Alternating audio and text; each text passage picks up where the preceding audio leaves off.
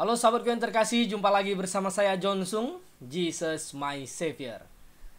Sahabatku yang terkasih, dimanapun Anda berada, terima kasih sudah menonton channel YouTube saya. Dan kiranya apa yang saya jelaskan di channel YouTube saya bisa membantu kita menambah wawasan, pengetahuan, dan merangsang akal sehat kita untuk berpikir, sehingga bisa membedakan mana yang benar dan mana yang salah.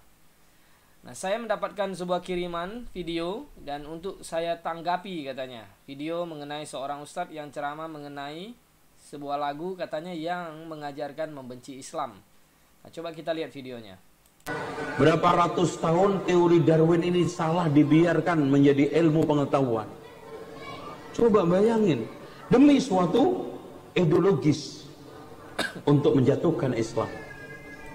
Nah, sahabatku yang terkasih, teori Darwin evolusi ya dikatakan dibiarkan ya. Siapa yang membiarkannya? Nah, itu kan pertanyaannya. Apakah orang Kristen yang membiarkannya? Sedangkan orang Kristen sendiri tidak setuju dengan teori Darwin evolusi, di mana mengatakan bahwa sebenarnya semua manusia itu ya dan makhluk hidup ya pada intinya itu tidak diciptakan, tetapi berasal dari sebuah ledakan Big Bang. Ya, jadi awal mulanya ini terbentuk dari sebuah nebula bulat, kemudian meledak, dan ketika meledak, nah jadilah planet itu, bintang-bintang itu meletak pada posisi yang tepat katanya, sesuai dengan ledakan itu. Nah, bumi adalah lucky star, planet yang beruntung, di mana bumi bisa didiami oleh makhluk hidup.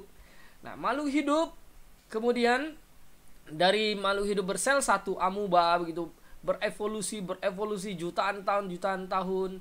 Nah, nanti dari kodok jadi kadal katanya, nanti dari kadal dia berubah lagi jadi monyet, lama-lama akhirnya jadi manusia. Nah, kita tidak setuju ya, orang Kristen fundamentalis, orang Kristen Alkitab itu tidak setuju dengan teori Darwin begitu. Kita melihat Alkitab bahwa manusia ya, makhluk yang berakal budi, diciptakan sesuai dengan gambar dan rupa Allah katanya. Jadi diciptakan oleh Allah dan dihembuskan nafas kehidupan, bukan dari ledakan dari teori-teori berubah dari monyet, dari binatang. Nah, ini sebuah kesalahpahaman ya. Tidak ada kekristenan membiarkan menyetujui itu ya. Kalau membiarkan kan masing-masing orang boleh berpendapat, boleh mengemukakan teorinya. Yang bodoh percaya, yang cerdas ya tidak percaya. Nah, inilah hidup ini sangat menghargai demokrasi, hak asasi manusia. Siapapun manusia mau menyembah apapun, tidak ada boleh yang melarangnya memakai kekerasan untuk membunuhnya atau menindasnya hanya karena pandangan teorinya, walaupun itu teori yang salah. Nah, di dalam kekristenan kita biarkan.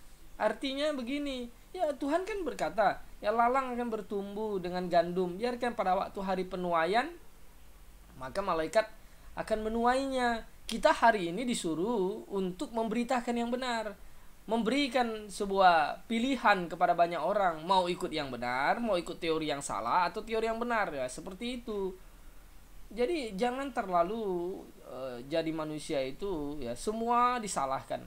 Semua disalahkan. Iman kita kurang, salahkan orang lain. Harusnya kita introspeksi diri. Ya. Itu sebenarnya. Kemudian coba kita lihat lagi apa dia ini ngomong. Dan di Indonesia juga kan banyak kan, antum nggak berasa. Contoh, anak-anak kecil sejak umur TK aja sudah dilatih untuk benci Islam. Balonku ada 5, rupa-rupa warnanya. Yang meletus balon apa? Hah? Yang meletus apa? Ijo.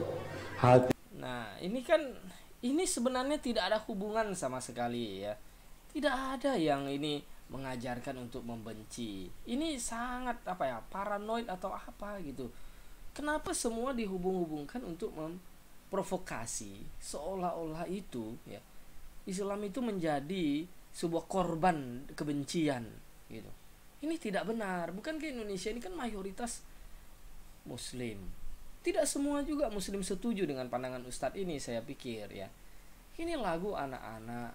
Ya mengenai isinya ya ditafsirkan masing-masing, tapi jangan memprovokasi bahwa wah di Indonesia ini ada kebencian Islam sehingga diajarkanlah lagu-lagu demikian. Nah, untuk memprovokasi hal yang sangat lucu ya.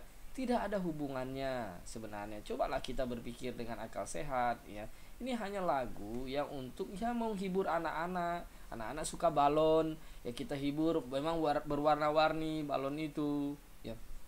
Sangat terlalu konyol kalau kita hubung-hubungkan begini. Ini sebenarnya agenda motivasinya itu apa? Maksudnya itu apa sebenarnya? Saya sungguh bingung ya. Di mana dalilnya, dasarnya itu bisa seperti itu? Nah, coba kita lihat lagi. Iku sangat kacau. Loh, Islam itu bikin kacau aja. Tinggal 4 pegang erat-erat. Apa? Merah, kuning. Ini kan dia langsung menafsirkan bahwa Islam buat sangat kacau. Tidak ada seperti itu. Lagu itu kan jelas ya, meletus balon hijau, ada sebalon yang meletus, jadi hati anak-anak itu kan kaget. Balon warna apapun bisa meletus, balon warna merah hati punya bisa kacau, bisa kaget. Itu hal yang apa hubungannya begitu loh. Hijau kan warna pohon, daun warna hijau, apa hubungannya dengan membenci Islam segala macam. Nah, ini saya tidak tahu motivasi dia untuk berdakwah ini seperti begini, apakah untuk membangun rasa kebencian kepada ya umat lain gitu, motivasinya memprovokasi atau apa gitu loh, menyulut sebuah permusuhan. Seharusnya kan kalau kita berdakwah, kalau kita ini kan kita cobalah berdakwah itu dengan sesuatu yang masuk akal ya, yang mendamaikan, jangan yang seperti itu ya.